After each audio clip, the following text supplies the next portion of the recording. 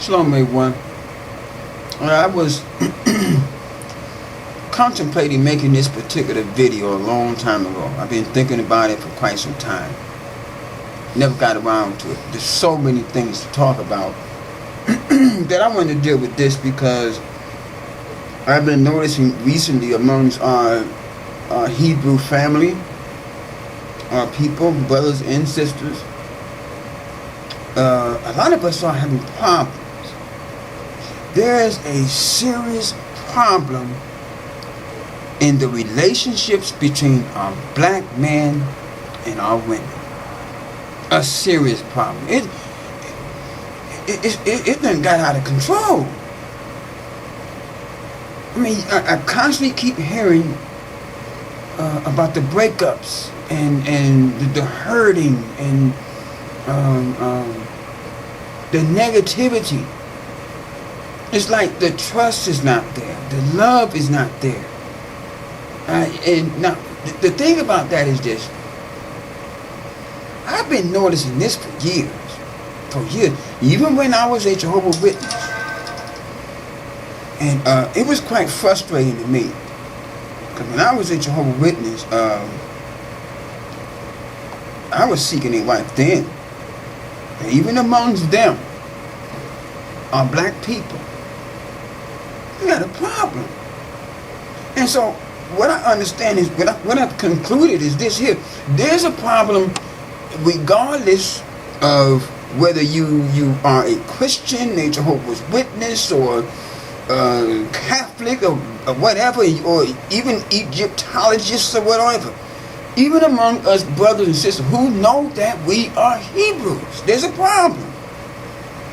There's a serious problem in regards to the relationship between the black man and his woman across all borders within here in the United States. When I'm talking about your belief systems or whatever, it don't matter what belief system you have. There's a problem. The trust and the love is like almost null and void. Yeah. Now, I'll just give you an example. I'm going to talk about what I've noticed about our women first. Then I'm going to talk about what I've noticed about our black men. And this is in regards to relationships. When I was a Jehovah's Witness, just merely approaching a sister, you know, when you got in your mind that you have an interest in her. So you come to her, you approach her in a nice way, and you know, hope that maybe you can become friends and get to know each other. You want to see if you are compatible. But in their mind, just the sight of you and just the thought of you approaching them, just being nice, how you doing, whatever, they're automatically thinking you're a pervert. You're a pervert. You just trying to do something wrong to me. Fornication or whatever. And I'm like, wow. And then it's like this here. If the women approach me, when I was Jehovah's Witness, if they approach me, I'm not going to say, okay, yeah, but let's get together and get married and whatever. No, let's get to know each other as friends first. And then what happens is this. Because of the fact that I have not moved fast enough within a week or two or a month, now she hates me. And I got accusations against me that wasn't even true. Even though the elders knew that the sister was lying. That's the problem. So I'm like, wow, this doesn't make any sense. Then just like some of you brothers may have noticed this. If I'm walking on the street, or if you're walking on the street, you're minding your business, you're on your way home or to the grocery store, you're just out, you taking care of your business. Your mind ain't on trying to flirt with no woman. At a distance, as you're walking on this sidewalk, you see one of our young black women walking towards you. And one thing about me was this here. I am, the ones who know me, they know I am a very observant person. Very observant. So, in the case like what happened to me many times was I'm walking down the sidewalk or whatever, and I see a young woman walking towards me, black sister. She may have been young, she may have been around my age or whatever. And by the way, I say to myself, and a thought like this is this here. Why would I say this to myself? I would say to myself, pay attention to how she responds to you. Notice her body language, how it shifts as she gets closer to you. Notice her eye movements, her body language, and the facial expressions and all that. Now she's coming toward me. Now I'm thinking, I'm just going to say, how you doing, and keep going. But as she gets close to me, her body language says, her body language and her facial expression, she's looking, even though I'm in front of her, she's looking away from me. Like she don't want to see me. And she has an attitude. An attitude. You can see the attitude on her face. The attitude on her face, you can basically read her mind. You can read what she's thinking. Her mind is like this here. Don't say nothing to me. Don't even try. And you can see that. You can feel it. The negative energy. So, a lot of times, I would just say, how you doing? And I would keep going. But then, as time went on, I got to the point where, you know what? I'm not going to say anything. Because it's so mean. One day I was on the bus, city bus, this was, what was it, a couple of years ago? I'll never forget this. I'm on the bus. And you know, when the bus stops at a stop to let people on, it's only natural, especially if you're sitting in the front of the bus, it's only natural. You just, you look and just, you look at the people who gets on. You're not trying to talk to them or nothing. Just one of our sisters get on. She seemed like she was nice looking. I looked at her, glanced at her, whatever. She gave me the most evil look. That same old look. Don't say nothing to me. She didn't say the words, but that's what you get. Negative attitudes. Oh, everywhere. It's like, wow. That's like they hate us. And she said that, and she went on to the back of the bus. And I see this. And yet, it's like, the saddest thing about it is, they go after the man that really is a pervert. That really has nothing on his mind but to lay down with her. They go for those. They do, and it's like, wow. You sit there and you scratch your head like, what? And then what happens is this. When he uses her and does her wrong, whatever, and maybe leave her with 1 or 2 kids, what does she do? She blames all of us black men. And we're being labeled as no good. No good niggas. Niggas ain't shit. Ain't that what we hear? We hear that. That's what we hear all over the years. Yeah, many years. Niggas ain't shit. That's what we hear. Yeah.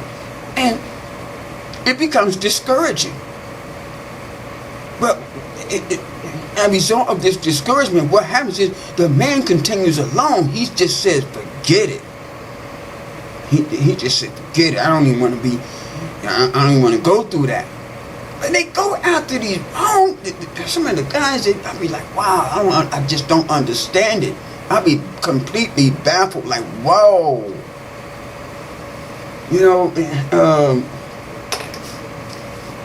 It's amazing what we have observed, what I have observed. I know I'm not the only one. Many brothers have observed this. They have an attitude like they hate us. And then if you speak to them, they automatically think that you're a pervert. But they go after the guy who really is a pervert, only out for sex. That's what they go for. And it's like, wow, I don't understand it. And I can go on, I can say other things too. It's like, that's a common thing. We see that all the time. We see that all the time. Our women, they have an attitude.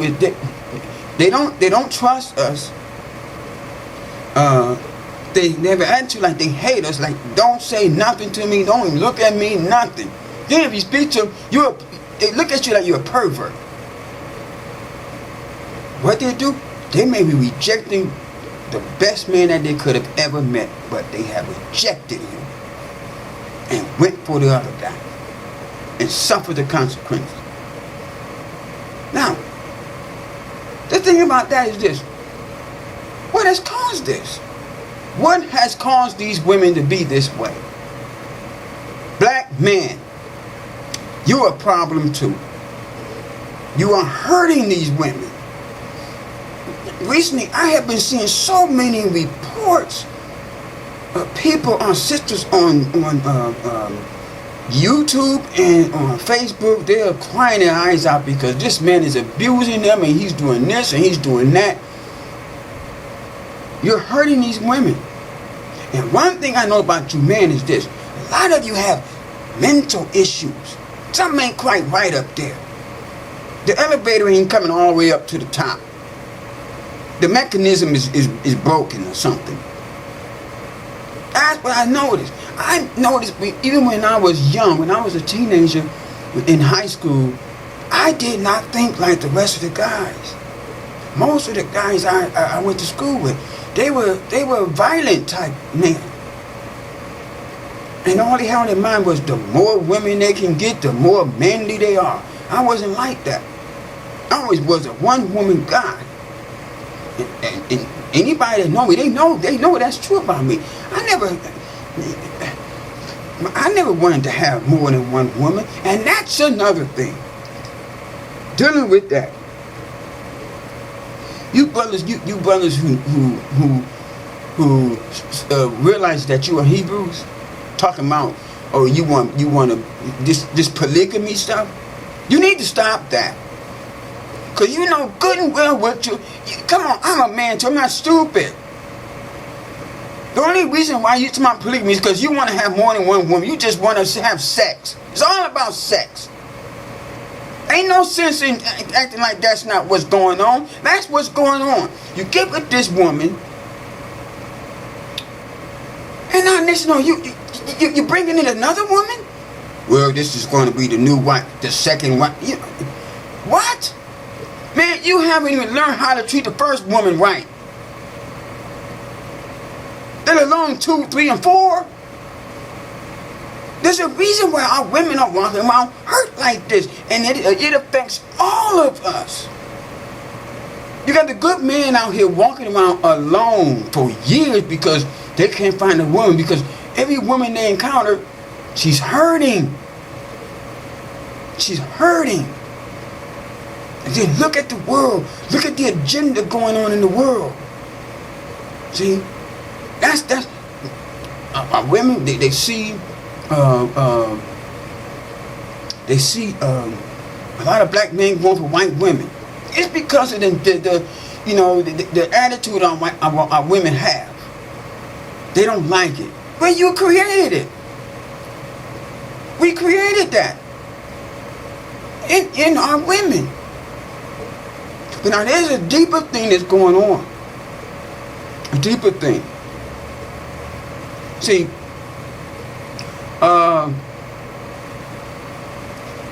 what I'm going to talk about right now, this is something deep. If you say that you are a conscious individual, or you are a awakened brother in the Hebrew understanding of who we are, then you should know this. All of you should know this.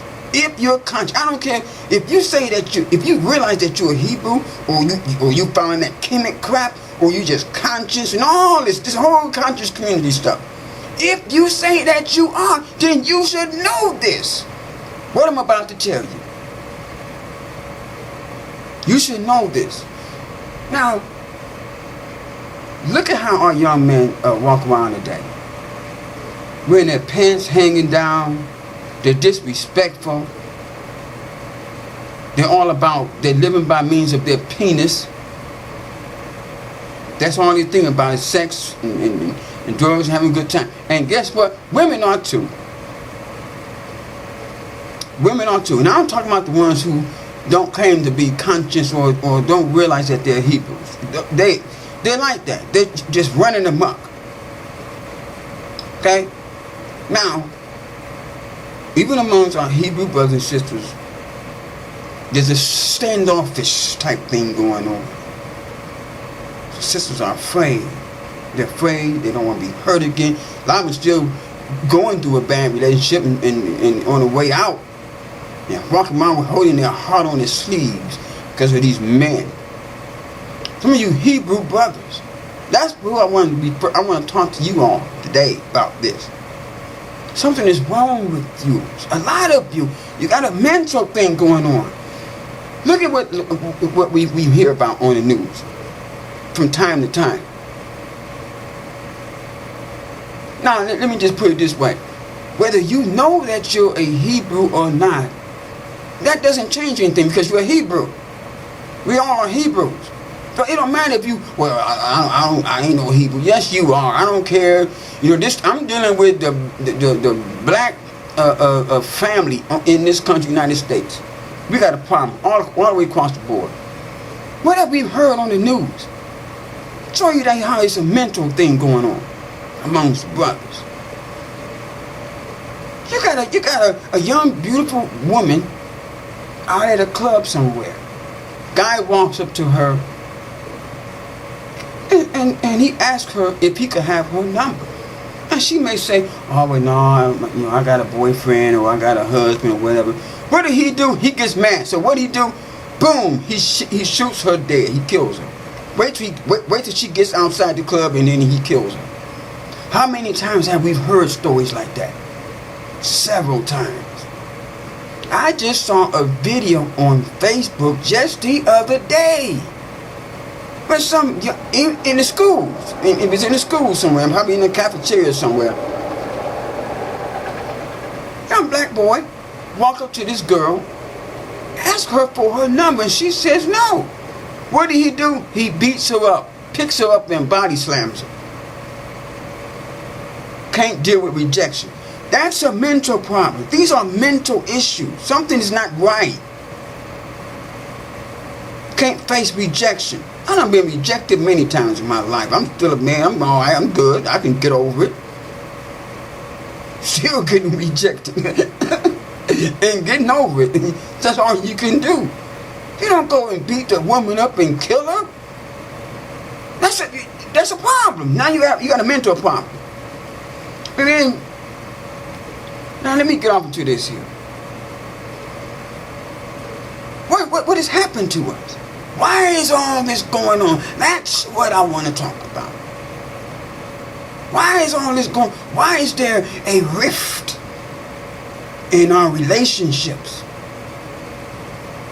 The black men and women, why is the love gone? Why is the trust gone? What happened? Because if you think about it, just take a look at some old pictures from the 30s, the 40s, the 50s, the early parts of the 60s of black people. What do you find? You see black families. Black families, you got the husband, you got the wife, and you have the children. And most of our young girls back then, they wore dresses and skirts and blouses and stuff. Their hair done real nice. They wasn't doing no twerking and all that kind of crazy stuff. They wouldn't walk around with their breasts hanging out and all that. In fact, way back in them days, if you was a young black man and you was dating one of our sisters back then, oh, you had to be on your best behavior. You had to go meet her parents and stuff. You had to put on a shirt and tie and slacks and shoes. Yeah, you had to. No, it wasn't all this crazy stuff you see going on today. And the young man back then, they used to wear the slacks and the shoes and the shirts. You know, maybe a suit, maybe a cap on. Why? Because they wanted to be like their father. And the women back then wanted to be like their mothers. It was a family. You saw black families back then. That's what you saw. So now the question becomes, what happened? How do we go from that to where we are today? What happened? Now, let me just do this here. Many of you have read this scripture. I'm going to break this scripture down. Many of you have read this. But have you really read it? Turn to Psalms. In the book of Psalms, chapter 83. And I'm going to start at verse number 2 through 4. I'm going to break these scriptures down. We have to understand. Well, first, let me just say this. You got a lot of people who say, oh, we can't blame everything on the white man. We can't just put it all the finger on them. A lot of it's just us. But let me help you understand something. When them people first came over to Africa and put their hands on us and took us, from the very beginning, everything about us was affected in a negative sense. Everything that's going on today was as a result of what these people, when they went over and took us, we turned out like we are today because of them. We need to understand that. That's what Psalms chapter 83 verse 2 through 4 is saying. It's trying to tell you that. See, so I don't want to hear nobody talking about some, oh, you can't just blame the white man for everything. Yes, you can. They took us from where we were supposed to. They had no business coming over there. When they took us, they changed everything about us. And you know what? And guess who said that? Remember that Charles Manson, that crazy man sitting in prison? We saw the video that he made. He said, why did y'all? He said, black people are not crazy. He says, black people are only acting in the ways of white people, in the ways of the nations. We're acting like them. He said that. He says, why did you take them and turn them into men like you? Talking to the white people. That's what he said. When they was in the so-called jungle or in Africa, they were gods. Is what he said. Yeah, and I know many of you have saw that. So don't tell me that they didn't have an effect on us, because they did. They changed everything about us. Everything. Now, from the very beginning, as we're going to read here in this scripture, let's look at Psalms 83. Start at verse number 2. And it says this here. For lo, thy enemies make a tumult, and they that hate thee have lifted up the head. Okay? Now, what does the word tumult mean? What does it mean? I'm going to break this scripture down. What does the word tumult mean?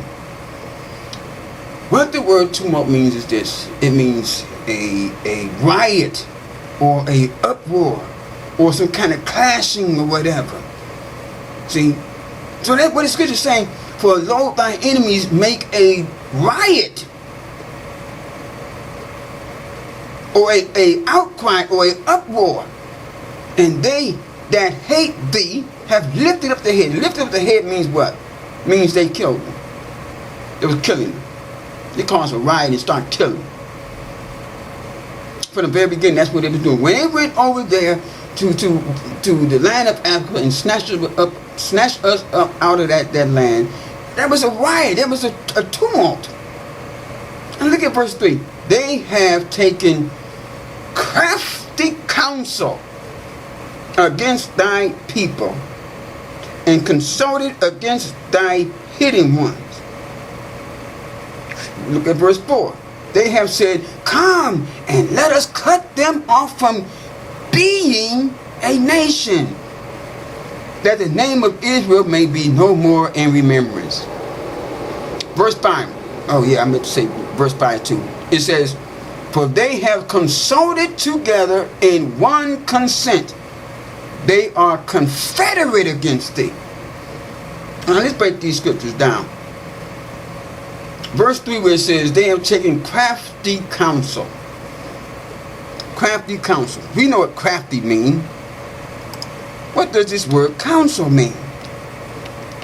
What does it mean? Couch 1. Couch 1. Look this up Counsel. and read it. Yeah, you got counsel here. The first definition, it says a group of people called together to give advice and to discuss or settle questions. And it says down here, it says conference, a meeting, an assembly.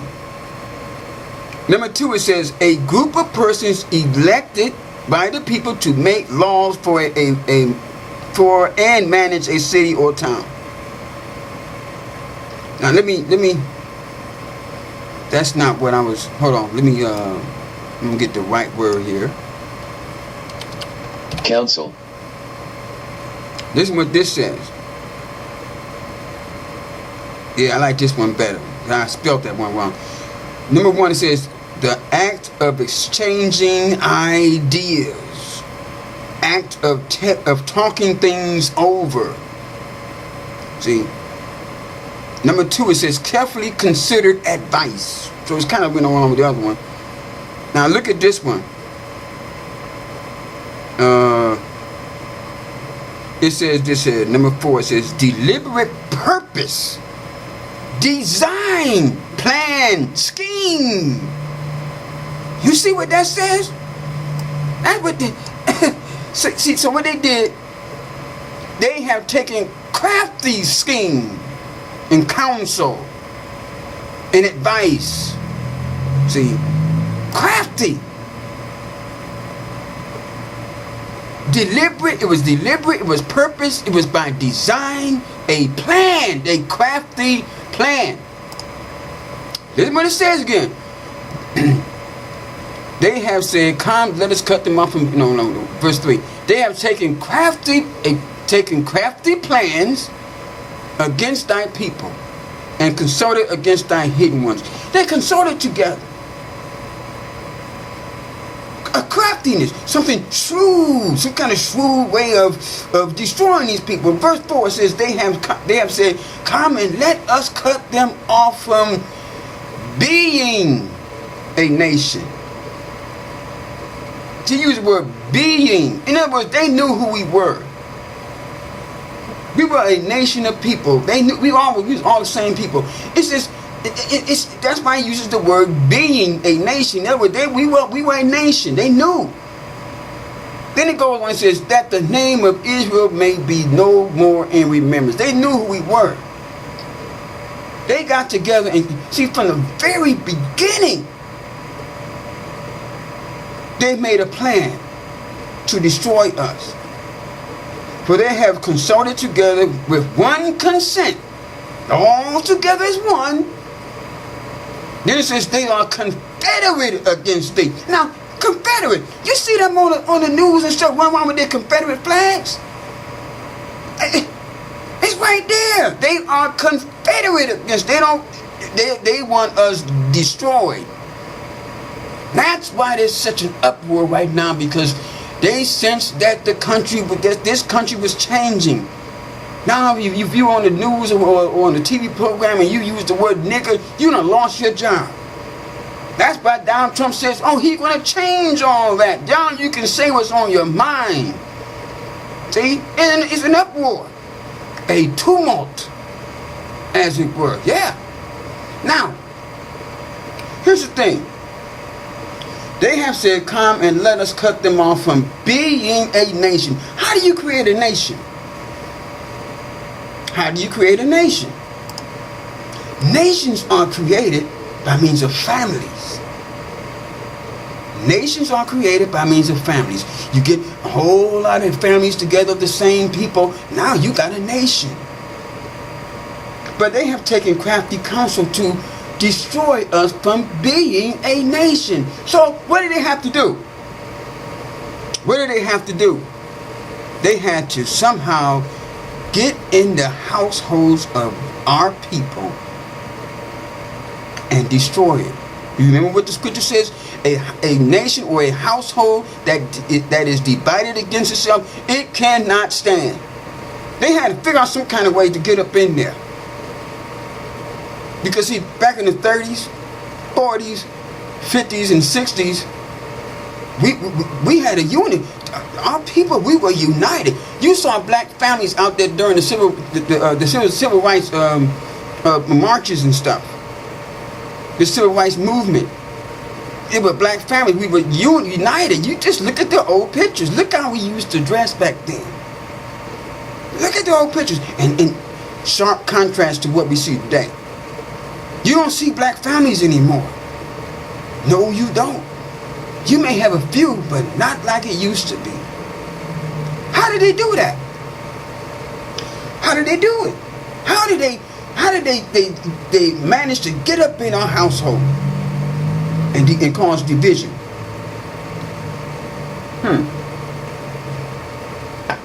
How did they do it? I envision this in my mind. We know we know the elite ones that really rule this world, this country. The Illuminati, the Freemasons, and these so-called Zionists. They're all the same, one and the same devil worshippers. I envision this in my mind. During the civil rights movement, we were a force to be reckoned with. We were a force to be reckoned with.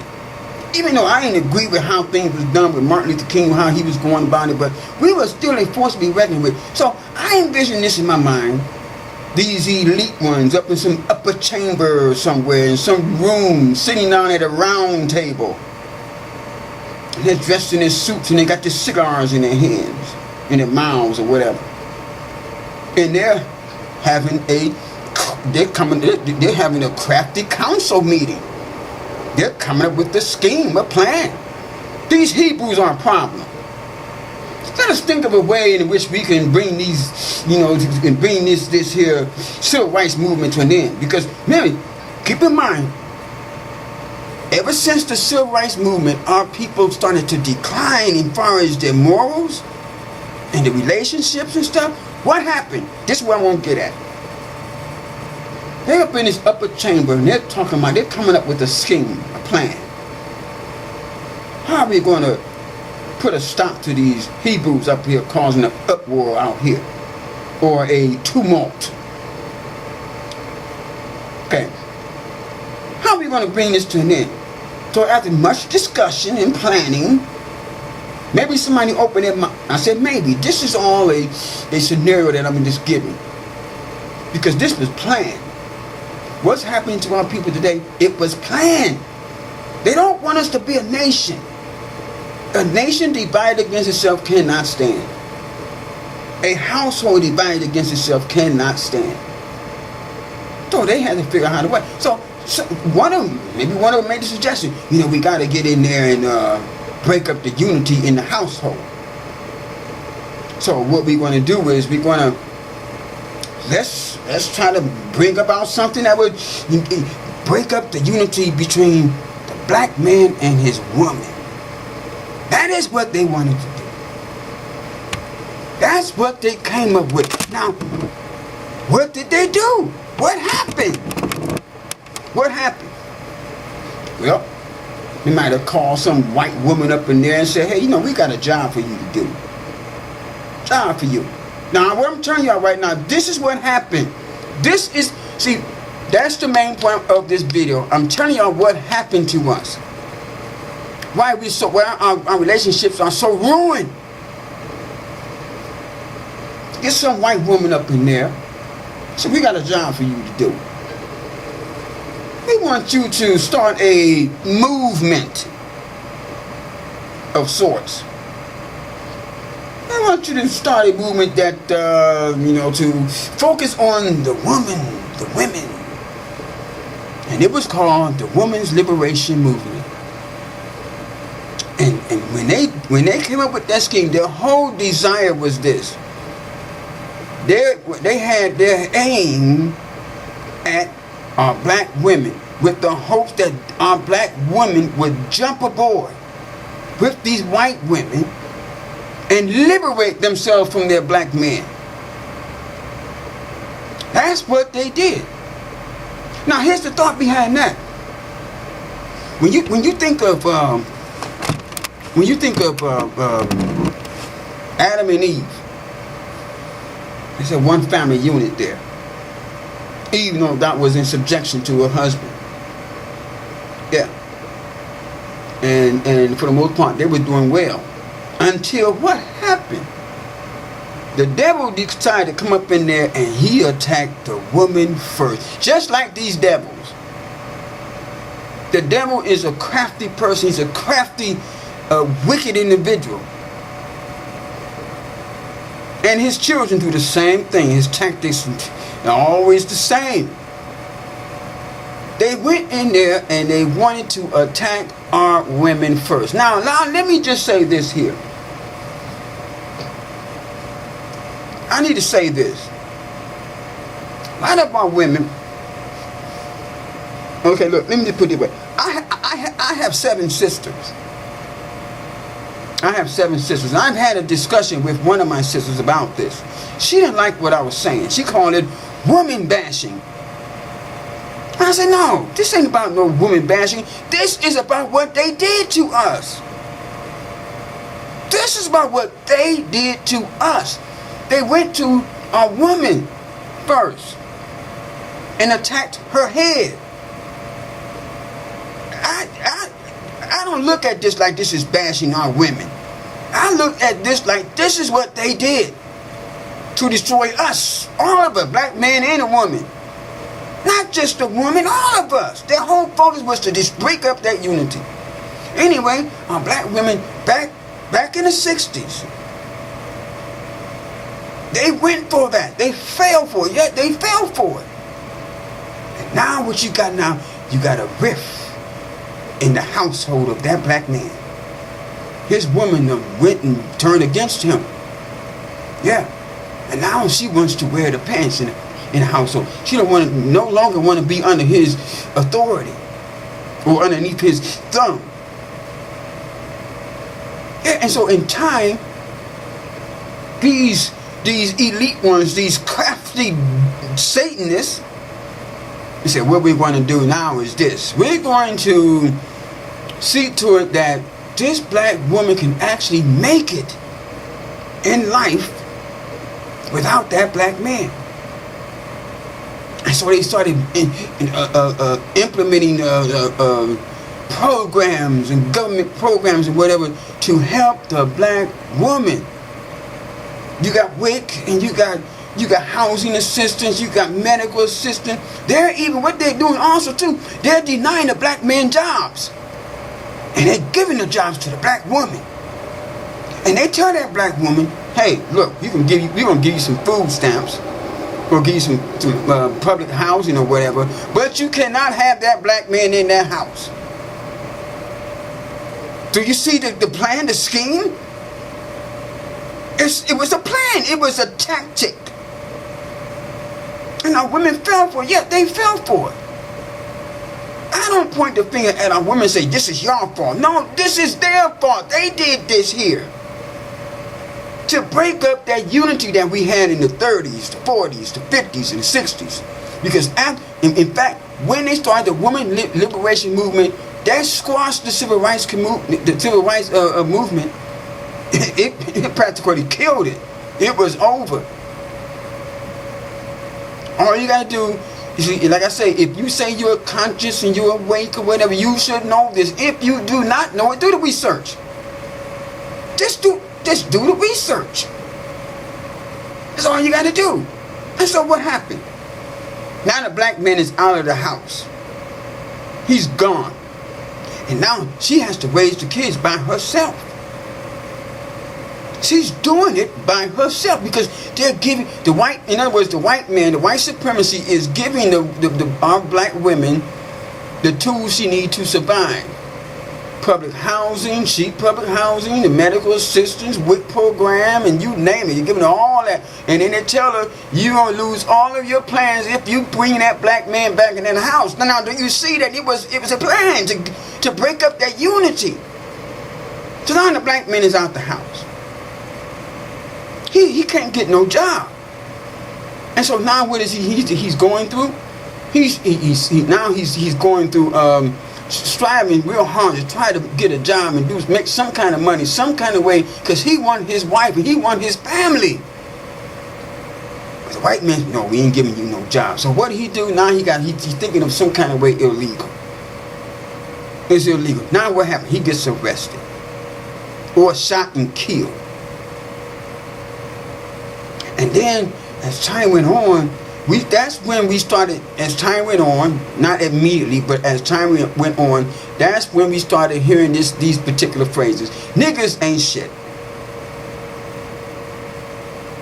I don't need no man. I can do it all by myself. You're doing it by yourself because the government is helping you. See, that's what was happening. And now the man is frustrated. He's angry. They don't turn him into an angry man now. They don't turn him into an angry man. Now he's angry at his woman. And that's where the mistake was. He was angry at his woman instead of being angry at the system that turned her into that. That's what the problem was.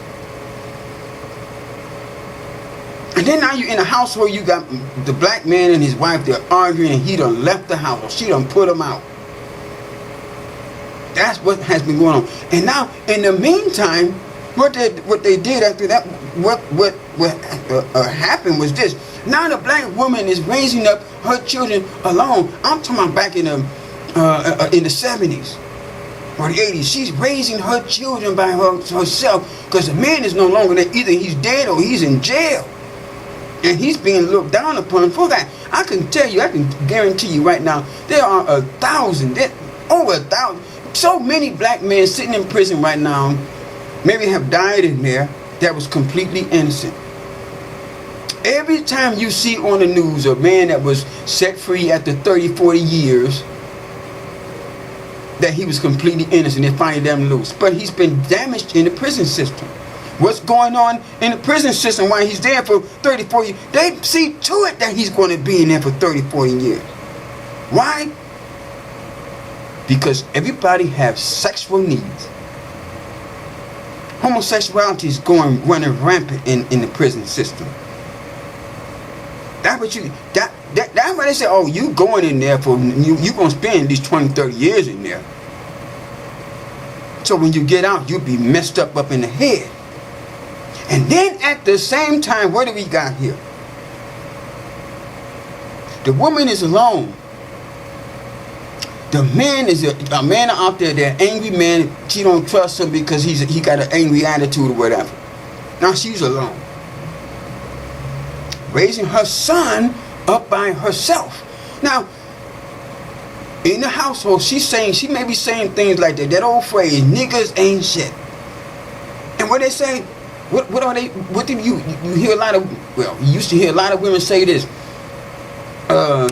To their sons, or to the daughters, or whatever, your father ain't nothing. Your father ain't worth a damn, and that kind of stuff. They have to part my language, but I'm just gonna tell it like it is. Your father ain't worth nothing. And what they don't understand is that young boy who's 6, 7, and 8 years old, he's learning from her. He's learning from her that he ain't gonna be shit neither. And that's how he's supposed to be as a man. You ain't supposed to be shit. And he's growing up without a father.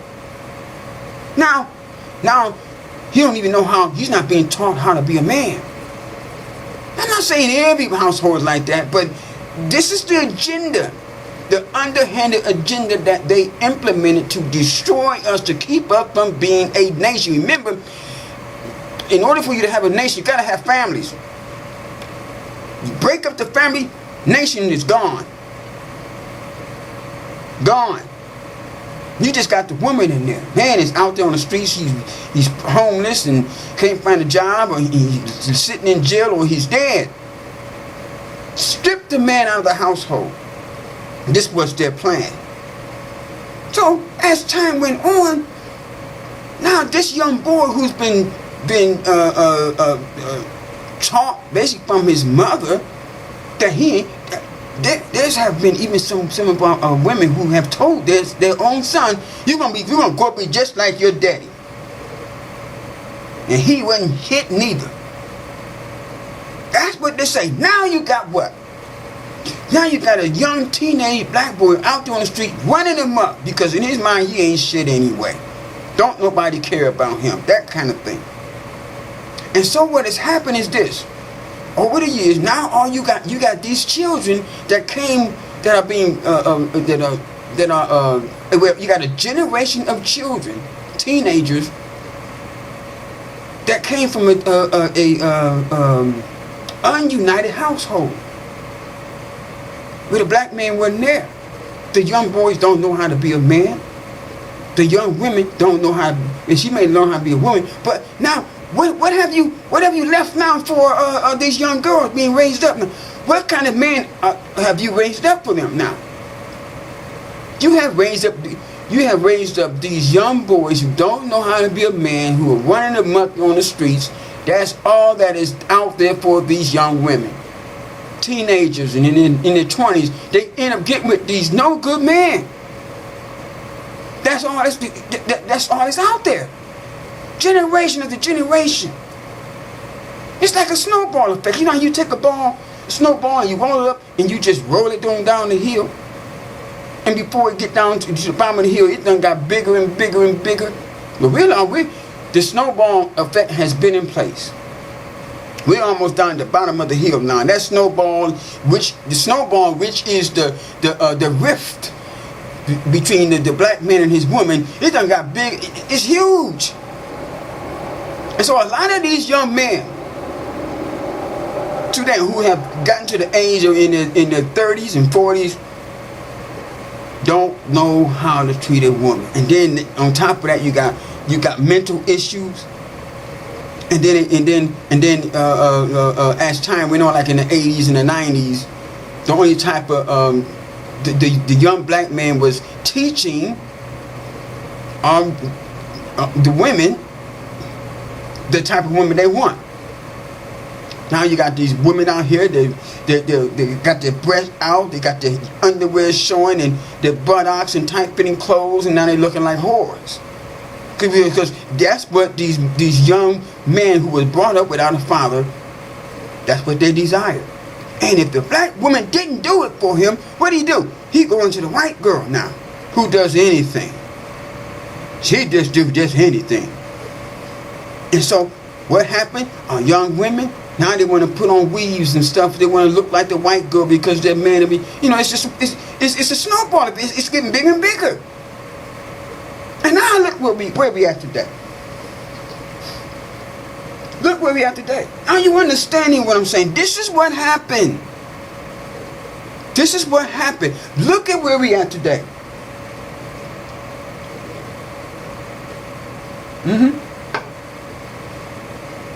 Look at where we are today. Even though the devil and his seed has implemented all of this negativity against our people, our God Elohim, Yahweh, the Most High God, His will is still going to be done. So there's an awakening going on. There is an awakening going on in these last days. And what our sisters are dealing with, when I constantly keep seeing postings on Facebook and on YouTube, our women are hurting, even amongst our people, the ones who know who have been awakened. Our women are hurting because they have gotten with one of those same men who was raised up without a father, or whatever, who was the offspring, or who came from that generation that was the start of, where that generation that was living under or after the women's liberation movement. You all have to understand that. It affected us. It divided us. That's why we have no unity. No, they destroyed that. They have destroyed it. We have no unity. I hope I'm getting through to y'all to help y'all to understand what happened. Because everybody keeps saying they don't understand why it's like this. Our man ain't this, our women ain't that. I'm telling you what happened. I'm telling you why it's like this. Even among our Hebrew family, our sisters are hurting because they're getting with these guys who basically, they still have that carnal mindset. And I call them hobo Hebrews. You see them on YouTube in these camps out there preaching on the street, and they're talking badly about our women. You're not helping us. You're causing a problem. You're not helping this situation. And you brothers got this dogmatic attitude. Oh, you gonna do what I say. The woman supposed to keep her mouth shut. That ain't not how that's supposed to be. The scripture said we supposed to be treating our women, our wives, just how Yahushua treated his disciples, the congregation of his people. He didn't go around beating these men and these women and telling them, you gotta keep your mouth shut. He didn't. Some of you brothers, you still got that carnal mind. Hold on, I gotta go stir this food.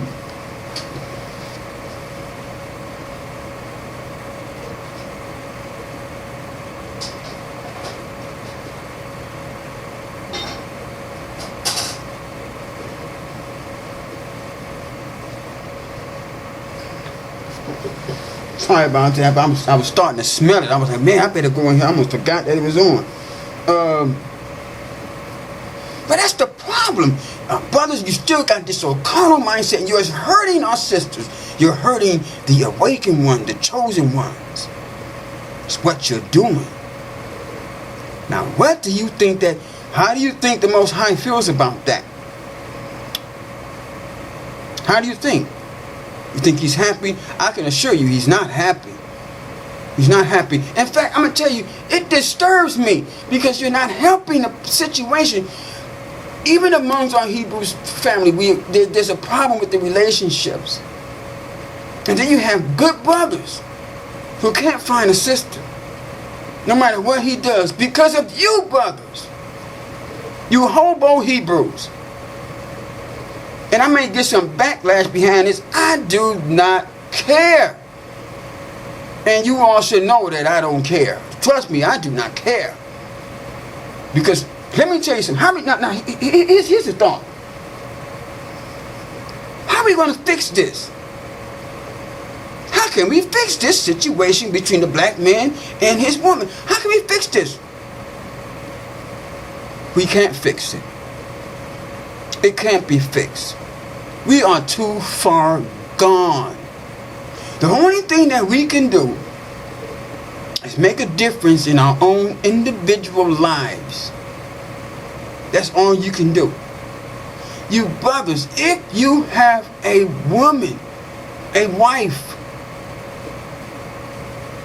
you must treat her well. Stop dismissing these women. Stop all this talking about, oh, I want to have enough. You want to have 2 and 3. Just stop that. Man, you're doing that because all you want to say. You got a carnal mind. That's just flat out. That's flat out truth. That's the flat out truth. I'm a man. I know what's going on. I'm not stupid. Talking about you want to have 2 and 3 different women. Man, you don't even know how to treat the one woman. Can you afford to take care of all these wives? Can you? No. A lot of you can barely afford toilet paper. And you want to have more than one woman. Let me tell you something here. And you sisters, you need to understand something too. See, this problem exists amongst all of us. We are all the problem. Because like I say, if you're conscious, you should know this. You should be working against their agenda. If you're not, then you're working for them. You're doing the same thing that you're doing what they want you to do. You're doing exactly what they want you to do. When you want to, here's the thing. Let me just say this. Some of you sisters, you have to take responsibility for this yourself. Because you're choosing the wrong man. You're choosing the wrong man. You're choosing the wrong man. I saw a Facebook posting. I want to be certain. Wait a minute. much time I have left. I better hurry this up. I saw a Facebook posting of a young sister. She was on my friend list for a while, and she all of a sudden she posted that she's in a relationship. Okay, you're in a relationship. So there's a picture of her, and there's a picture of the brother who she chose to be her significant other. And there he is in his picture. He's sitting there blowing smoke out of his mouth. And there was a backlash. A lot of the brothers and some sisters were saying, "What's wrong with you? Why would you choose that type of man?" But that's what she did. Now I guarantee you, that relationship is gonna last maybe 6-7 months. And it's over. And it's over. Another sister chose some brother because he has a beard. So he must be. He talks about the Bible. He must be. Wrong choice. She left her home from another state, traveled all the way down to this other state where he lived at. It lasted 6 months. She went through H-E-L-L. Holy H-E-L-L down there. This man down there talking about he done brought in another woman. You got other women that don't even know that they're Hebrews calling the house, telling her, laughing at her. "Oh, I know your husband. Me and him, we done been together just the other day." That type of stuff. Now she got to go all the way back home, hold her heart on her sleeve. Now she done gave up her job, her apartment, everything. Now she got to go back and start all over. After being used by this brother who, a lot of these young men, let me just say, a lot of these young men, you are using this truth to get sex. Your sisters are falling for it. Your sisters are falling for it. And so I just say this, in order for us, I don't want to run out of time. I don't want this video to cut off on me. The only thing I can suggest is this here. Be selective, you sisters. Be selective in who you choose. Don't be getting with these brothers that's always on Facebook debating or YouTube debating and arguing with another brother. That lets you know his mindset. Talking about, the earth is flat and all that nonsense. All that stuff right there don't mean, if the earth is flat, I don't care if it is flat. Does the scripture say, you need to know if the earth is flat in order to get into the kingdom? No. So why are you arguing about foolish things? Trying to get your point across and you're dogmatic with it. Those are not the brothers that you should be with. You gotta be selective. And if you make the wrong choice, don't sit there and blame all of us men. You made that choice. And that man. It's not all of us. It's not all men's fault. Because of the choice you made. So a lot of this stuff falls on you. So the only thing I say is we have to be selective. You brothers, if you got a woman, you got to treat her well. Don't be dismissing her because you want to have sex with somebody else. That's causing further damage. You sisters, stop choosing the wrong brothers.